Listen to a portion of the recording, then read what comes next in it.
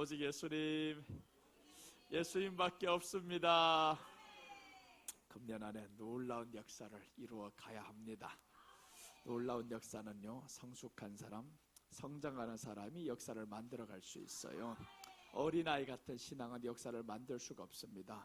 내 혼자 서기도 어려운데 어떤 역사를 이끌어갈 거고 만들어갈 겁니까? 절대 역사가 일어나지 않아요. 역사는 성숙해가는 사람에게 역사가 일어납니다. 그러니까 우리로 하여금 이제 예수님 안에서 점점 자라가는 사람이 돼야 됩니다. 지난해의 모습과 금년의 모습이 분명히 달라진다고 하면 이 사람은 역사를 만들어 갑니다. 기도하는 대로 이루어질 겁니다. 오늘 이 말씀을 통해서 과부 다말의 모습이라는 말씀으로 전해드립니다. 창세기 38장 12절에서 16절 18절까지 보면 오늘 이 다말이 남편이 죽고 결국에 자기 고향으로 가서 이제 기다리게 됩니다. 이 막내가 크기까지 기다려야 하는데 몇 년 지나다 보니까 막내가 컸는데 이 시아버지가 주지 않는 거예요. 주지 않는 이유가 있어요. 주면 이 아들도 또 첫째와 둘째까지 죽을까 염려가 되어서 못 주게 되는 겁니다. 그러다 어느 찰나에 이 유다의 아내가 죽어요.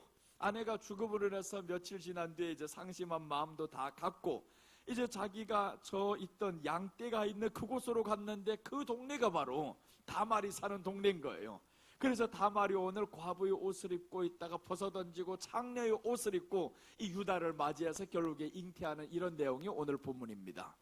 그래서 오늘 이 말 통해서 과부 다말의 모습이라는 말씀으로 전해드리겠습니다. 과부 다말의 모습 첫째 보시면 과부의 의복을 벗었다라고 14절에 나옵니다. 과부의 의복을 벗었다. 14절 우리 함께 읽습니다.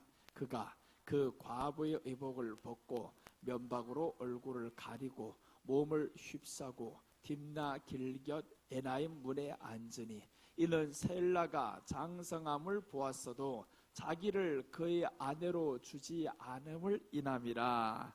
이제 과부 다말의 모습인데 이 과부가 자기 동네에 이제 유다가 왔어요. 시아버지가 왔어요. 그래서 과부의 옷을 입고 있으면 사실은 아무도 들어가지 못해요. 왜 그러냐면 과부에게는 율법에 접근 못하게 되어 있어요. 그런데 과부의 옷을 벗어버렸다라는 겁니다. 이 과부라는 것은요, 의지할 것 없는 사람을 의미해요. 내가 이제 남편이 죽었으니 의지하고 살아야 될 이 사람이 죽었으니까 의지할 것 없어요. 그럼 이 말씀은 의지할 것 없음을 인정하는 겁니다. 나 의지할 것 없어요. 과부의 의복을 벗었어요. 의지할 것 없음을 인정해야 되는데, 그런데 사람들은 자꾸 의지할 것 세상에서 찾는 거예요. 그렇다라고 하면 누가 도움을 줄 수가 없냐면 하나님이라는 분이 도움을 줄 수가 없어요. 우리가 하나님 앞에 나올 때는 주여 의지할 것 없습니다. 나 과부잖아요. 이제 과부의 의복을 벗어요. 주님 봐요. 의지할 것 없어요. 이렇게 주님 앞에 인정하며 나아가는 모습이 제일 필요합니다. 세상에서 우리가 이렇게 고백해야 되는 거죠. 세상 살다 보니 의지할 것 없음을 주님 앞에 고백합니다. 정말 의지할 것 없어요. 아무리 사람을 찾아봐도 도움을 청해봐도 의지할 것 없습니다. 잠깐은 도움을 주는 것 같은데 결국에 그것이 우리의 올무가 될 때가 있어요. 여러분, 우리에게는 오직 예수님만 의지해야 되고 사모해야 될 대상입니다. 예수님만 의지하고 가야 된다라는 것이 오늘 이 본문에서 과부가 의복을 벗었다라는 거예요. 나 과부의 의복을 벗었어요. 의지할 것 없어요. 이렇게 했을 때 유다가 이 사람에게 들어가잖아요. 우리 주님이 우리에게 와서 보실 때 너 의지할 것 세상에 많네? 그럼 우리에게 들어올 수가 없어요. 그러니까 주님이 우리 안에 들어오게 하시려면 우리는요, 의지할 것 없음을 주님 앞에 보여드려야 됩니다. 주여, 나 돈도 의지 안 해요. 의지하려고 해도 없어요. 그래서 성경에 보면은 다 없이 이제 잃어버린 다음에 사람들이 돌아오잖아요. 이 탕자 아버지 곁을 떠나가지고 봐봐요. 언제 돌아오냐 하면 돼지 쥐염 열매를 주워 먹고서 하는데도 안 준단 말이에요. 야, 세상에 의지할 것 없구나. 돈을 의지해서 나왔었는데 결국에 돈도 나의 힘이 되는 게 아니고 지켜주는 게 아니었구나. 결국 이 사람이 돌아봅니다. 아버지 집에는 풍족한 일꾼이 있는데 내가 여기서 줄여 죽는구나 라고 이제 고백하는 거죠. 인정합니다. 아버지를 떠나니까 내가 이렇게 의지할 것 없어지는구나. 아무도 나를 도와주는 자가 없어지는구나. 여러분, 우리가 하나님 떠날 생각 한 번도 하지 마세요. 가장 미련하고 멍청한 사람이 예수님을 믿다가 떠나가는 사람들인 거예요. 떠날 때는 여러 가지 이유가 많겠죠. 누구로 인해 시험 들었어요, 교회 안에 사랑이 없어요, 뭐 어째서요. 그러나 아무리 어떻게 되었어도요, 예수님 떠나는 생각은 어리석은 생각임을 여러분 믿으시기를 바랍니다. 어리석은 생각인 거예요. 성경에 보면 나오미 가정이 나옵니다. 나오미 가정이 베델이라는 동네에서, 베들레헴이라는 동네에서 너무 잘 살고 있는데 어느 날 그 동네에 흉년이 들어요. 그러니까 사람들이 살기 어려우니까 한두 사람씩 떠나는 모습을 보면서 나오미가 남편에게 말합니다. 여보, 우리도 떠날까? 남편이 들어보니까 또 그럴싸해요. 그래, 그럼 가자. 이렇게 해서 떠났습니다. 떠났는데 그곳에 가면 잘 살면 얼마나 좋아요? 잘 살기는커녕 오히려 남편이 얼마 지나지 않아서 죽었어요. 두 아들이 있는데 하나도 비실비실하다 또 죽어갑니다. 또 하나 더 죽어가요. 다 죽었어요. 이제는 이 며느리 둘 남고 혼자 남은 이 시점에 이 사람이 소식을 듣게 됩니다. 야, 내가 살던 저 동네에서 양식을 준다 하는 소식을 들어요. 우리 한번 이 말씀을 보겠습니다. 룻기 1장 6절에 보시면 그가 모압 지방에 있어서 여호와께서 자기 백성을 권고하사 그들에게 양식을 주셨다 함을 들었으므로 이에 두 자부와 함께 일어나 모압 지방에서 돌아오려 하여. 자, 그래서 이제 고난이 있을 때, 하나님을 떠나서라도 힘들게 살아갈 때 정보라는 게 그렇게 중요합니다. 양식을 준다 하는 소식을 들었다는 정보죠. 그러니까 이 정보를 우리가 확실히 잡아야 된다는 겁니다. 양식을 준다라는 것은 하나님의 말씀만이 우리에게 확실한 정보입니다. 세상에 아무리 좋은 정보를 준다고 해도 그 정보는 너의 생명을 살리는 게 아니다라는 거예요. 양식을 준다, 말씀을 준다 하는 정보가 우리에게 가장 생명인데, 나오미가 이제 이 정보를 받고 나서 드디어 돌아가기로 결심합니다. 나 돌아가야 되겠다. 너희들은 어떡할래 해서 결국에 하나는 버리고 하나는 따라가는 내용이 이제 뒤에서 나옵니다. 이렇게 해서 나오미 이제 돌아갑니다. 여러분, 우리가 세상에 살다 보니까 다 잃었어요. 다 잃은 환경에서 이제 양식을 준다는 소식을 들었습니다. 하나님의 말씀이 그곳에서 임한다, 양식을 준다. 그럼 양식을 준다고 했었는데 그곳에 있는 사람들이 여전히 있잖아요. 다 떠나는 게 아니다 이겁니다. 교회 안에 힘들다 해가지고 먼 비리가 보인다 해서 다 떠나는 게 아니다라는 겁니다. 교회 당은 떠날 수 있으나 그러나 예수님이 계신 교회는 떠나지 말아야 됩니다. 교회당은 물론 얼마든지 떠날 수 있어요. 그러나 우리는 예수님을 떠나는 어리석은 행동은 절대 범해서는 안 됩니다. 그래서 우리 한번 이렇게 결단을 해야 돼요. 주여, 나로 하여금 주님 끝까지 붙잡게 하소서. 이게 가장 중요합니다. 끝까지 붙잡아야 되는데 교회 한두 번 나오면 뭘 하겠어요? 교회 한 번 나왔다가 오면 뭘 하겠습니까? 그게 중요한 게 아닙니다.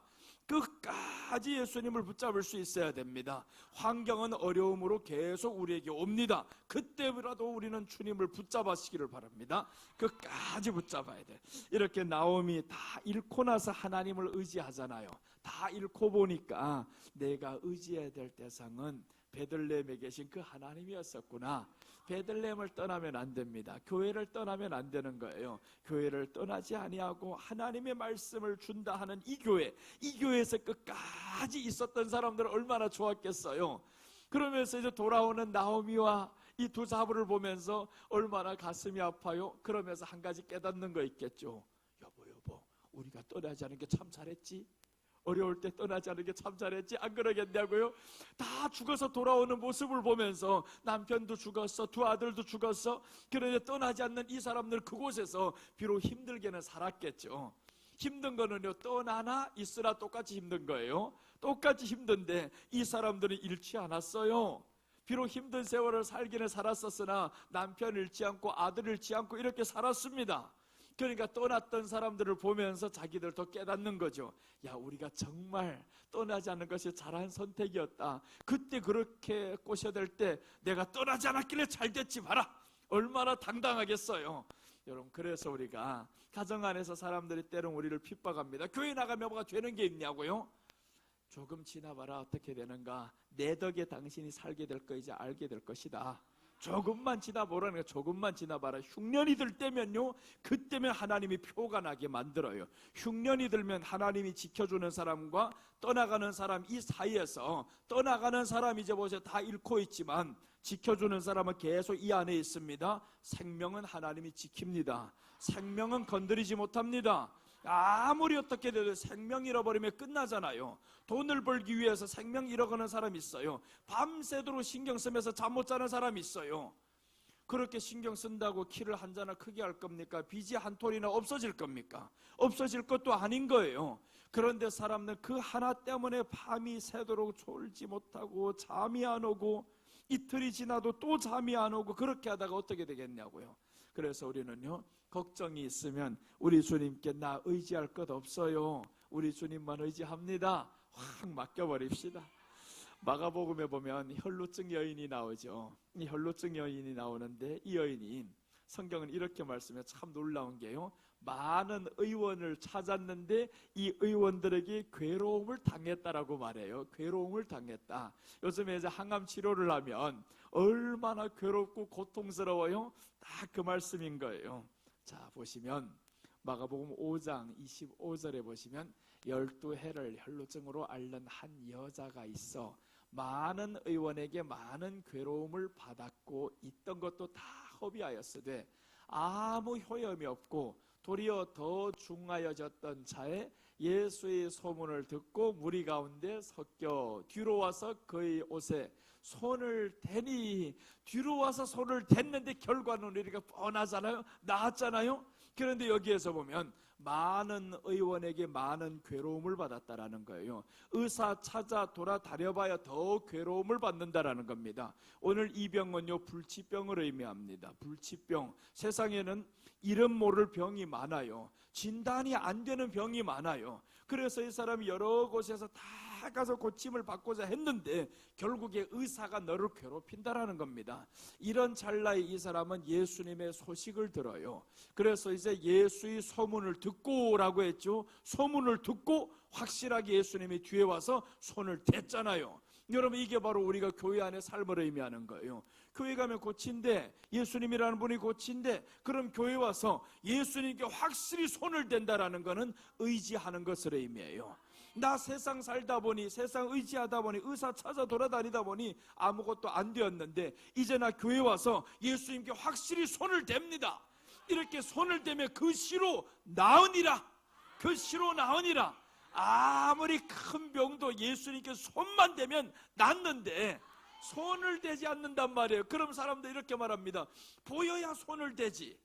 보여야 손을 대지 교회 와서. 그래, 맞아요. 보이지 않는 게 사실이에요. 그러니까 하나님이 성경에서 내가 말씀이다, 말씀이 육신이 되었다라고 하죠. 그럼 보이지 않는 예수님을 받는 방법이 있고 만지는 방법이 있어요. 말씀이 들어오게 해야 됩니다. 이 말씀을 들었을 때 마음이 뜨거워질 때가 있어요. 그때 고침받는 역사입니다. 현장이 되는 거예요. 우리 안에 하나님의 치유가 임할 때는 마음이 뜨거워지게 되어 있어요. 이 마음이 뜨거워져야 되는데 말씀을 와서 사모 안 한다면 고침받지 못해요. 예수님 옆에 두고도 그러면 고침받지 못해요. 의사를 만나면 뭐랍니까? 의사에게 가서 요청을 해야지. 당신이 내게 치료할 수 있는 그 처방을 내게 주세요라고 해야지. 그러니까 우리가 교회 나왔으면 이제 예수님 말씀을 사모하며 갑시다. 이 말씀을 평소에도 사모를 해야 돼요. 사모하는 게 약이 언제 약발이 잘 드냐 하면 자꾸 그것을 먹어놔야 되는 거예요. 이 자꾸 영양제만 퍼먹는 사람들은 봐봐요.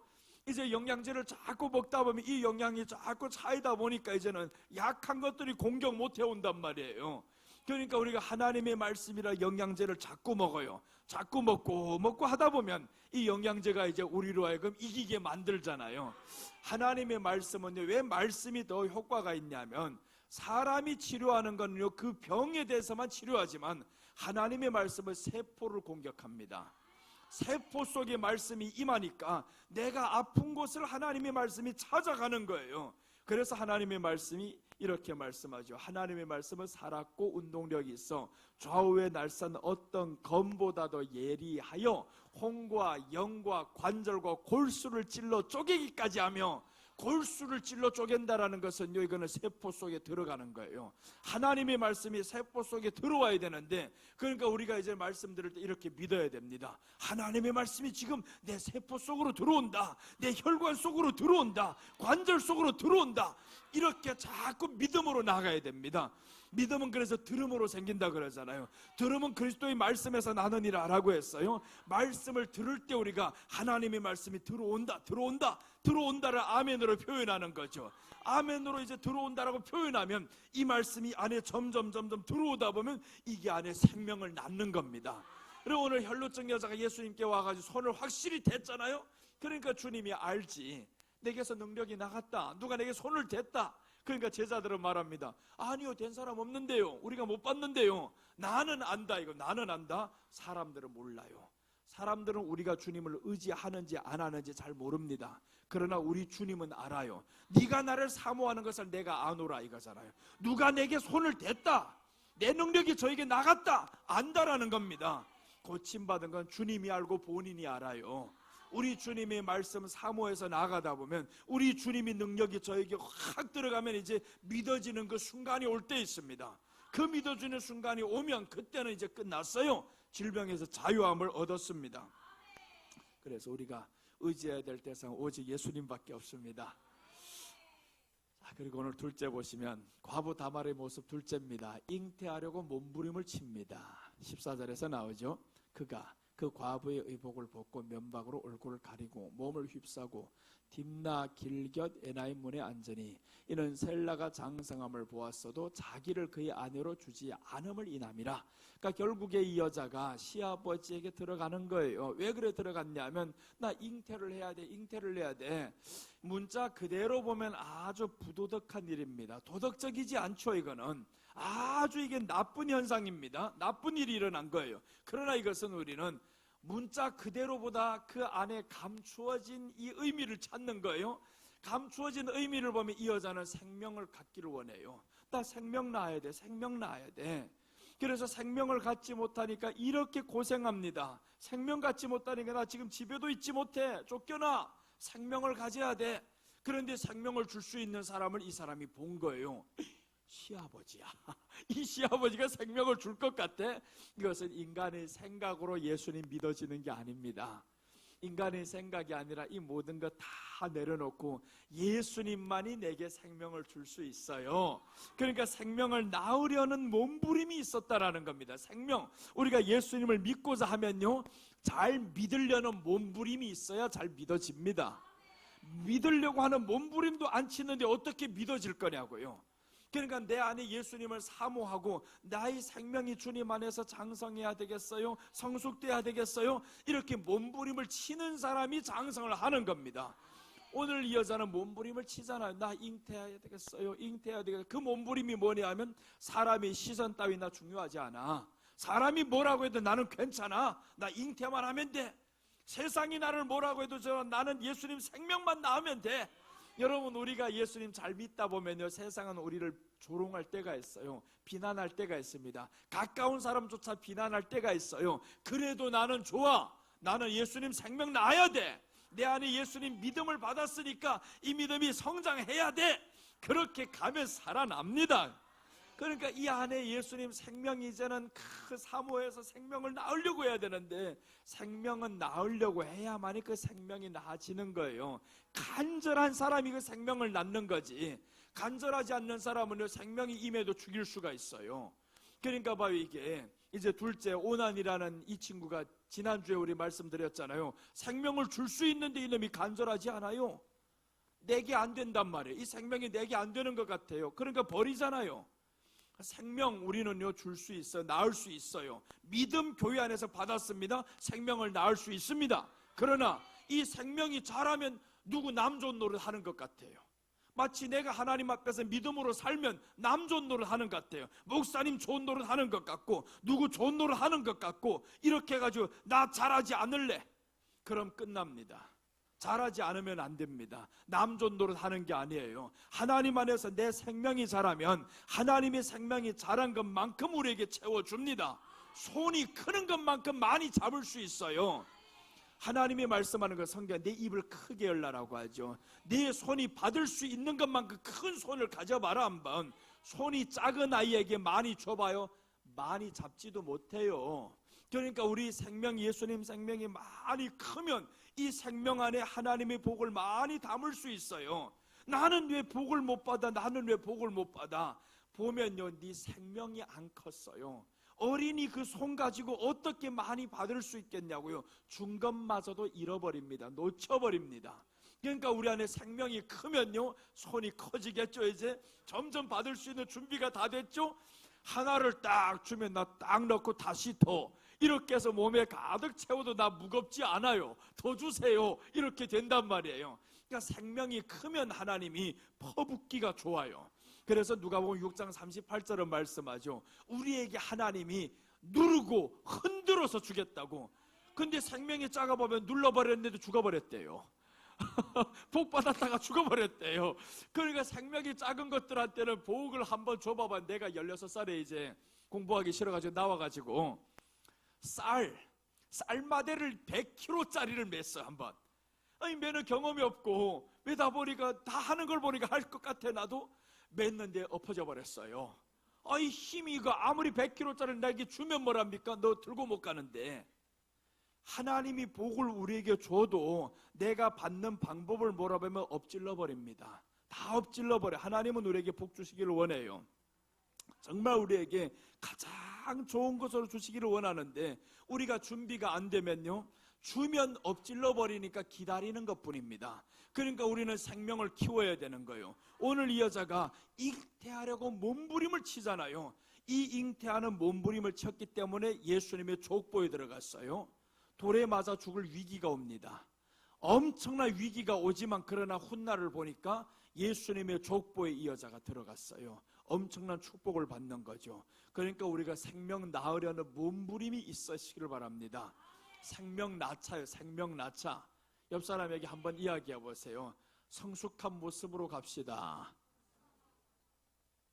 성숙한 모습, 이 안에 생명이 성숙해 가야 됩니다. 점점 생명이 성숙해져야 되는데 자꾸 애기처럼 행동하면 안 되는 거예요. 그래서 성경은 말씀하죠. 어린아이와 같은 믿음을 갖지 말라고요. 장성한 자가 되어라고 합니다. 장성한 자가 되어. 이 장성한 자가 되면 많이 받을 수가 있어요. 받아도 감당할 수가 있습니다. 근데 어린아이 같은 것들은 줘봐도 감당을 못해요. 이거 하나만 줘야 돼. 하나 주고 나면 또 하나 달라야 돼. 그럼 어린이 때는 괜찮은데 10년, 20년 다녔는데 여전히 하나만 받는 사람 되겠냐고요. 큰 다음에는 하나만 주면 부족합니다. 큰 다음에는 많이 줘야 되고 누르고 흔들어서 줘야 되는 거예요. 감당할 수 있어야 된단 말이에요. 하나님이 복을 주시면 감당할 수 있는 복이 있어야 하잖아. 이게 그릇이 돼야 되는데, 그래서 지난주에도 이제 말씀드렸잖아요. 그릇을 키워라는 사람들이 있었죠. 몇 명은 그릇을 키워야 된다. 하나님이 너에게 주기를 원하는데 그릇이 안 크면 줄 수가 없어요. 줄 수 없잖아요. 그러니까 우리가 그릇을 좀 키웁시다. 이제 이 안에 그릇을 키워서 아버지요, 하나님이 주고자 하는 것을 내가 다 받아야겠사오니 받기만 하면 뭐랍니까? 이걸 감당할 수 있어야지. 그래서 우리가 성장하는 믿음 돼야 됩니다. 라헬이 어느 날 보면 남편이 사랑은 받는데 자식을 못 낳아요. 그래서 라헬이 남편에게 졸라대고 난리가 났어요. 나로 하여금 자식 낳게 하라고. 이게 뭐냐고, 자식 낳게 하라고.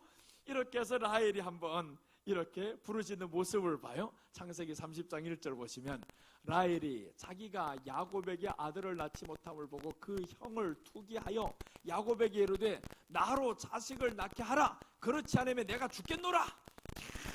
남편에게 나로 자식을 낳게 하라는 거야. 그럼 내가 죽겠다. 내 자식 못 낳으면 죽겠다. 여러분들 이런 마음으로 살아가면요 변화됩니다. 나 변화 안 되면 죽을래요. 하나님 나 이 성격 못 고치면 죽을래요. 이런 생각으로 하나님 앞에 생명을 걸고 나아가면 반드시 변화됩니다. 변화된다라는 것은요, 변화 안 되는 사람은 그만큼 간절함이 없어서 변화 안 됩니다. 간절함이 있으면 변화되게 돼 있어요. 하물며 믿음의 장성을 보세요. 믿음의 장성하는 사람들은 간절함과 함께 내가 여기에 확실하다 하면 여기에 투자를 합니다. 시간을 드립니다. 확실한 것에는 사람이 시간을 드릴 수 있고 마음을 드릴 수가 있어요. 확실하지 않으면 못하겠죠. 누군가가 내게 이렇게 말을 한다고 하면 내일 예수님이 온다, 세상 심판한다, 이게 확실하다고 하면 나는 오늘 저녁에 있는 돈을 다 들여가지고 또 은행에 가서 수십억 수백억을 빌려가지고 채널을 살 겁니다. 채널을 사고 예수님 내일 온다, 준비 다 해라. 큰일 났어요. 우리 성도들 집안에 만약에 TV 없는 집안에 있으면 그 집까지 내가 무슨 수술을 써가지고도 갈 거예요. 예수님이 온다, 예수님이 온다. 너무 확실하니까.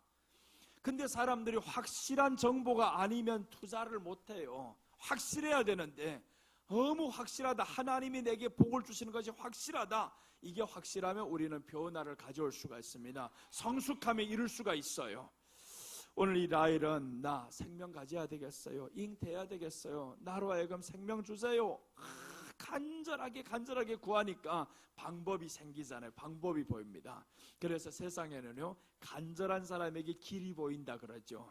길은 간절한 사람에게 보입니다. 간절하다 보니까 사람 만나게 되어 있고 해결이 되게 되어 있어요. 우리가 이 음양 때문에 내가 2달 동안 마음고생했어요. 지난해 12월부터 2달 동안 마음고생하면서 가다 보니까 일도 얼마나 이거 소처럼 일했어요. 우리가 밤늦게 9시까지 일하고 몇 날 며칠 일을 하다 보니까 온몸이 쑤시고 아프고 그렇게 했던 것이 결국에는 다 해결하다 보니 이제는 내가 알았어. 간절하니까 반드시 해결해야 되겠다. 간절하니까. 그러니까 이런 사람을 만나게 만들어요. 여러분, 간절하면 세상의 것도요 길이 열리게 되어 있습니다. 간절하면, 돈을 벌기 원한다는 간절함이 있으면요 거기에 대한 길이 보여요.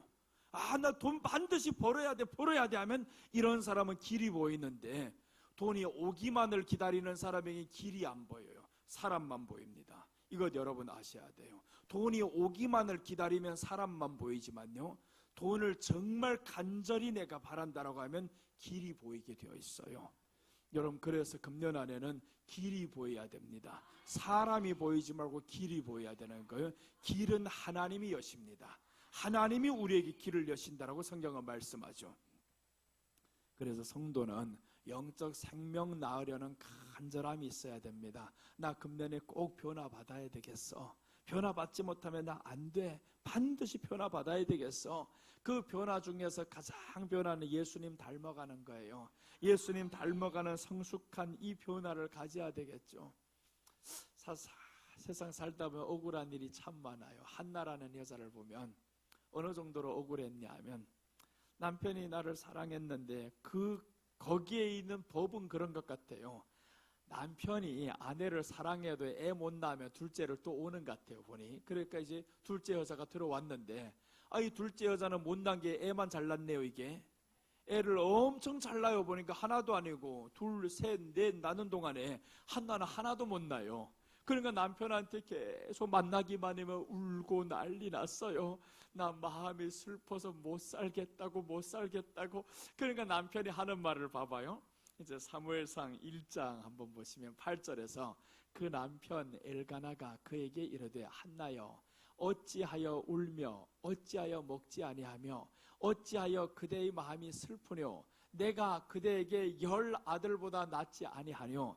여기에 10 아들보다라고 해서 10명 낳았다는 거죠. 지금 자식이 10명이라는 거잖아요. 10 낳을 동안 먼저 시집갔던 나는 하나도 못 낳았어. 지금 하나도 못 낳으니까 남은 낳는 거 보니까 너무 속상해요. 이거 나도 낳기를 원하는데 계속 이렇게 속상해서 눈물을 흘리면서 가다 보니까 이제 하나님 앞에 나가 기도합니다. 기도하는데 아주 멍청한 이런 사람을 통해서 말씀하는 것마저도 이게 이루어지는 거예요.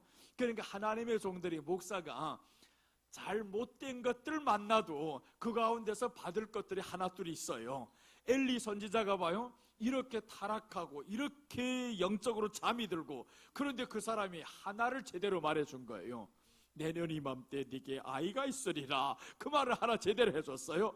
하나님이 이런 사람의 입에서 나오는 것마저도 한나는요 놓치지 않았습니다. 그래요? 그럼 나 믿을래요. 이렇게 하고 한나가 가서 이제 하나님 앞에 서원을 하죠. 이 아이를 낳으면 내가 하나님 앞에 드리겠습니다.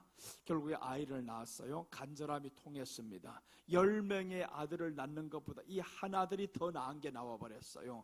10명보다. 우리가 간절히 생명을 원했을 때 남들이 하는 일 수도 없는 일 많이 하잖아요. 간절히 원하는 사람에게 남이 10개를 해놓은 것보다 우리 하나가 나을 이런 일꾼이 돼야 됩니다. 내가 하는 하나가 남들이 10개 하는 것보다 더 내가 크게 하리라. 이런 생명 낳을 수 있으면 얼마나 좋아요. 그런 생명 낳아야지. 못한다고 그래서 포기하고 있으면 안 되잖아요. 생명을 못 낳는다고 포기하고 있어 봐봐요. 그랬으면 이 사람 아무것도 못했을 거예요. 근데 포기를 안 했어요. 남편 만나면 졸라대고요, 성전에 갈 때마다 그렇게 울고 방언으로 기도하고 했더니 하나님이 저에게 주셨어요. 방언이 아무 때나 되는 게 아니에요. 회개하며 슬퍼하며 하나님 앞에 간절히 구할 때면 이게 터지게 되어 있습니다. 그럼 방언이 꼭 터져야 되냐? 그렇지도 않아요. 안 터져도 괜찮아요. 하나님 앞에 간절히 나아가는 이 마음이 통하면 됩니다. 이 마음이 통했더니 하나님이 사무엘이 나왔는데 세상에 10명의 아들은 이름이 하나도 없는데 사무엘이라는 이 아들이 하나가 나오니까 한나의 모든 소원을 풀어주셨어요. 억울했던 이 모든 게 다 없어졌습니다. 여러분, 우리가 한 방이 있어야 됩니다. 한 방이.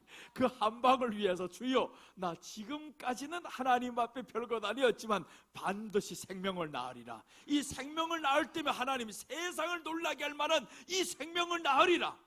그런 생명을 낳아야 됩니다. 세상이 놀랄 만한 생명을 낳아야지. 그렇게 해서 이 생명이 탁 나왔을 때 한나가 아들을 바쳐도 좋아야지. 아들을 바쳐도 좋아. 그래서 아들을 바치고 한나가 그때부터 아들을 줄줄이 계속 낳습니다. 줄줄이 낳아요. 여러분, 우리가 생명은요, 한번 낳다 보면 계속 낳게 되어 있어요. 한번 변화되는 체험을 하다 보면 엄청 기뻐요. 내가 육신의 생각대로 살지 않는데 요거 한번 내려놓는 것 한 번만 체험해보면 이 기쁨이 말로 못합니다. 그러니까 내려놓는 것이 기뻐지는 거예요. 계속 기뻐져요. 이렇게 해서 오늘 10명 낳을 동안 한 명도 낳지 못했었지만 포기 안 했어요. 주님이시여, 나 포기 안 하고 주님을 의지합니다. 그랬더니 하나님이 엄청난 일꾼이 나오게 만들었어요. 우리에게도 이런 큰 생명을 한 방에 낳읍시다. 이제 잉태하려고 몸부림을 쳐야 됩니다. 과부 다말의 모습 첫째 보시면 과부의 의복을 벗었어요. 세상 의지할 것 없습니다. 이렇게 고백을 해야 됩니다. 주님, 세상 의지할 것 없어요. 둘째는 잉태하려고 몸부림을 쳤습니다. 교회가 생명 낳으려는 몸부림이 있어야 됩니다. 이 교회는 우리잖아요. 한 사람 한 사람 생명 낳으려는 몸부림을 쳐야 이제 생명을 낳게 됩니다.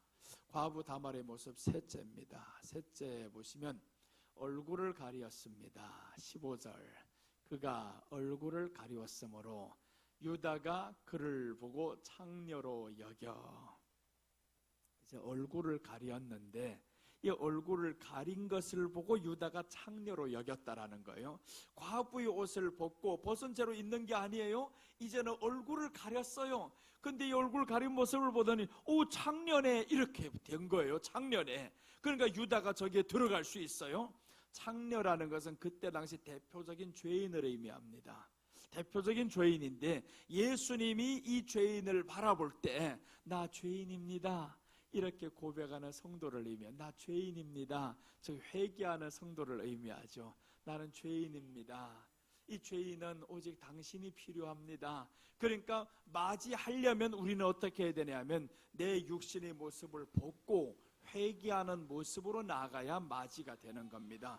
육신의 모습을 벗지 않으면 예수님을 맞이할 수가 없어요. 나의 의로운 모습 그대로라면 맞이할 수가 없어요. 사람에게 무슨 의의가 있어요. 네가 잘났으면 얼마나 잘났고 깨끗하면 얼마나 깨끗할 거냐고요. 다 거기서 거기에요. 자기는 도덕적으로 굉장히 깨끗하게 산 것처럼 하지만 제 봐라 거기서 거기다. 속안을 한번 다 들여다봐라 거기서 거기다. 드러나지 않았을 뿐이지 다 똑같습니다. 그러니까 우리가 예수님 떠난 사람은 더 형편없이 죄인 중에 죄인인 거예요. 그러니까 이 여인은 지금 나 창녀의 모습으로 아예 확 써버렸어요. 나 죄인입니다. 주님 회개합니다. 이 죄인 주님밖에 없어요. 오세요, 오세요. 그렇게 해서 장례의 모습을 입고 있었는데 이제 들어옵니다. 회개하는 성도의 모습으로 의미합니다.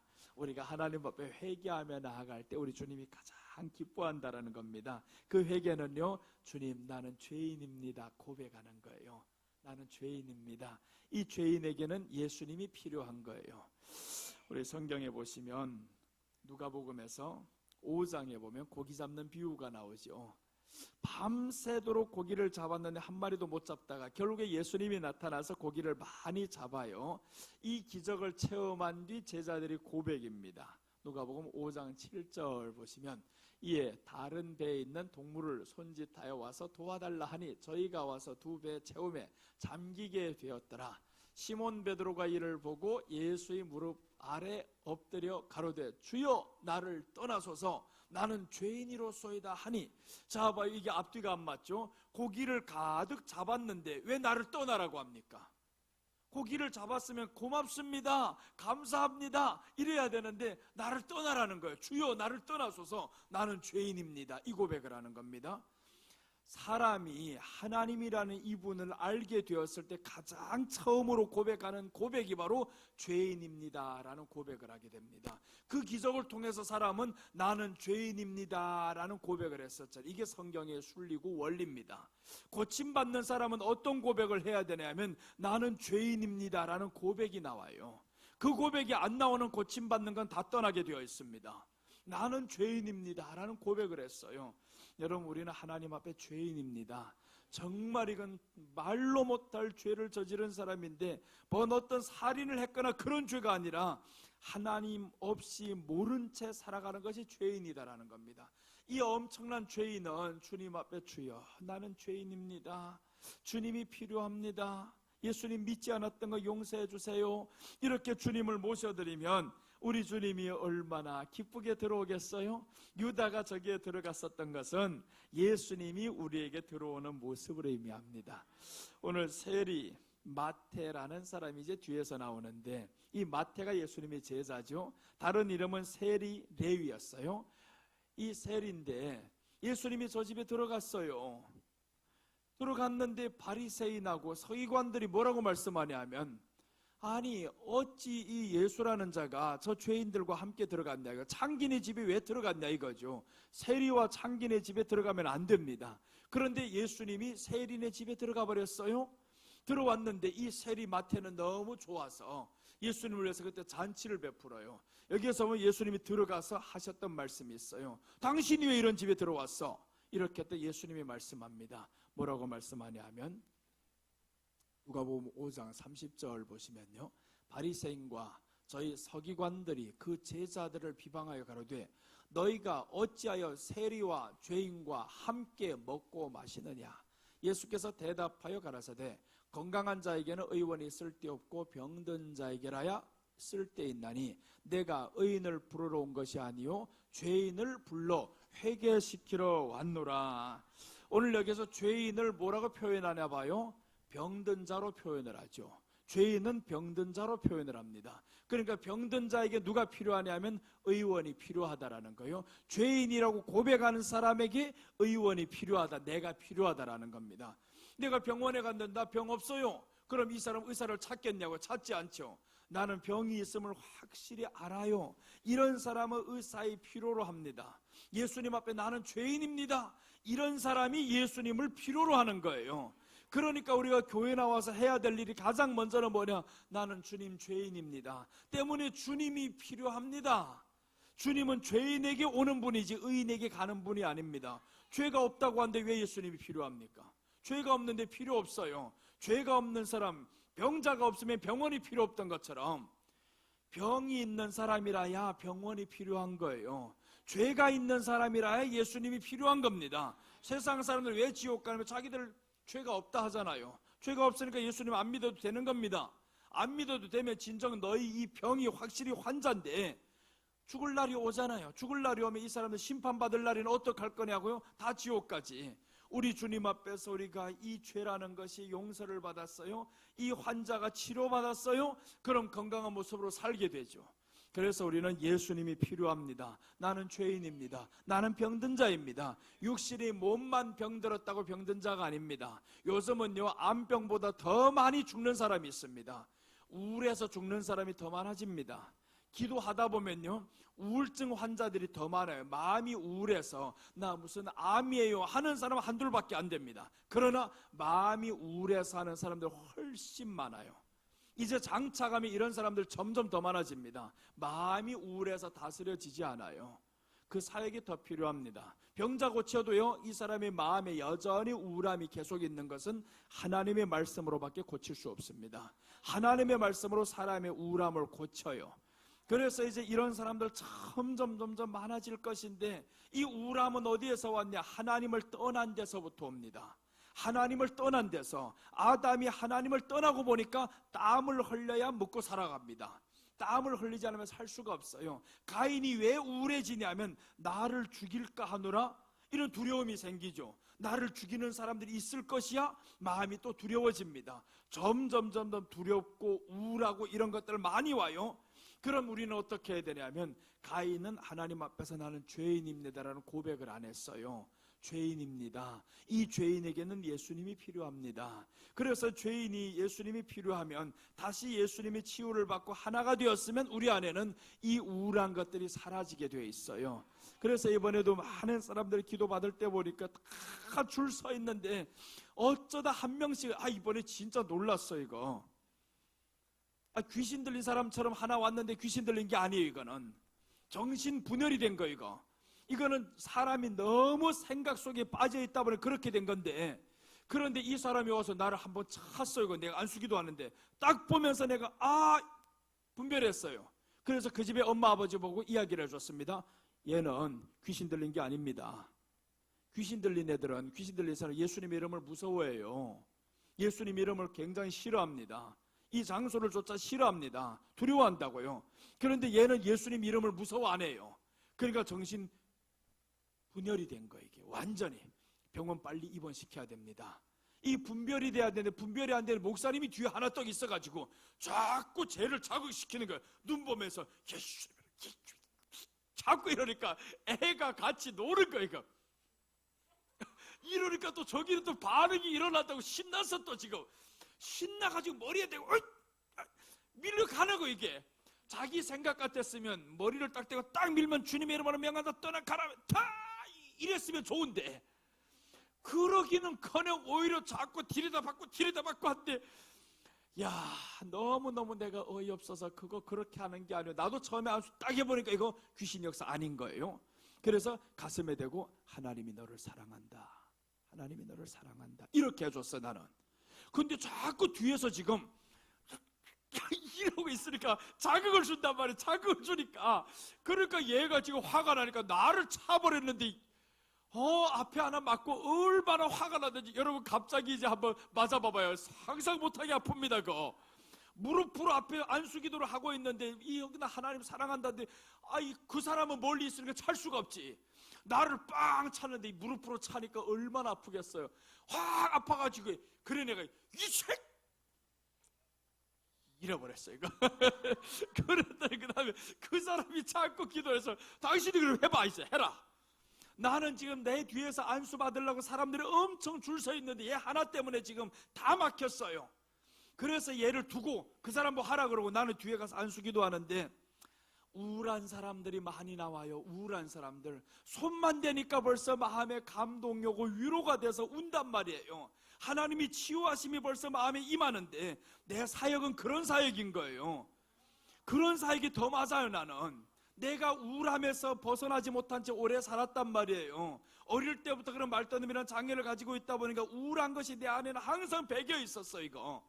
그렇다면 이게 치유받고 보니까 이제 이런 사람들은 오기만 하면 치유를 받아요 이거.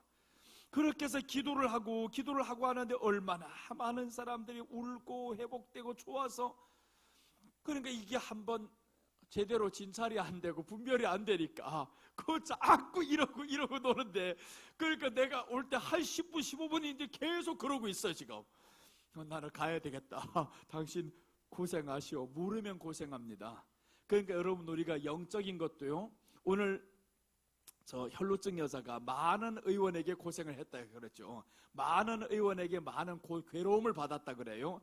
그러니까 이 사람은 이런 목사님 만나면 괴로움 당하는 거지. 자꾸 밀고 이렇게 밀고 자기도 밀고 그렇게 하니까 양쪽에서 붙잡고 이제 얼마나 괴로워요. 한 방 맞춰가지고 재워버려 이거. 그럼 끝나버리는데, 그런데 그렇게 안 한단 말이에요. 귀신 들린 거 이게 분별이 안 되냐고요. 예수님이 귀신에게 딱 왔을 때 귀신이 벌벌벌 떨면서 말했어요. 우리를 멸하러 왔나이까. 이렇게 말하잖아요. 귀신은 예수님의 이름이 무서워요. 근데 사람은 무서워 안 합니다. 바리새인은 무서워 안 해요. 예수님을 죽이려고 했어요. 십자가에 못 박힐 때도 보세요. 누구를 놓아주려고 하니까 예수님을 십자가에 박으라고 하잖아요. 사람은 무서워 안 합니다. 사람은 뒤에서 이 마귀가 조종하고 있기 때문에 안에 들어간 놈이면 예수님을 무서워하는데, 직접적으로. 그러니까 마귀가 직접 예수님을 대적 못하는 거예요. 사람을 앞에 세워가지고 나갑니다. 그러니까 사람이 무지한 속에 하나님의 말씀이 들어가지 않으면 하나님이 두렵지 않아요. 하나님이 있으면 나를 쳐보라 죽여보라 이렇게 말합니다. 그게 사람이 말하는 거 아니에요. 이 안에서의 더러운 것들이 지금 조종하는 건데 모르니까. 사람은 원래 하나님을 떠나 있다 보니까 그때부터 사람은 죽었어요. 죽은 사람은 무서워 안 합니다. 영이 살아있는 사람이라야 하나님이 두려워요. 영이 죽어있는 사람은 하나님이 두렵지 않습니다. 이것은 목사로부터 성도 이렇게 다 똑같습니다. 목사님들도 하나님 안 두려워하는 사람들 많아요. 엄청 많아요. 하나님 안 두려워합니다. 말에 마음대로 퍼붓는 사람들이 있어요. 그런 사람들 보면 하나님 안 믿는 사람들이에요. 이름만 걸고 있지. 그러니까 하나님이 두려워집니다. 이 안에 하나님이 계신 사람들은 하나님이 두려워서 말을 섣불리 그렇게 못합니다. 그런데 막 말한단 말이에요. 그러니까 우리가 교회 나온 사람들 어떻게 해야 되냐면, 주여 나는 죄인입니다.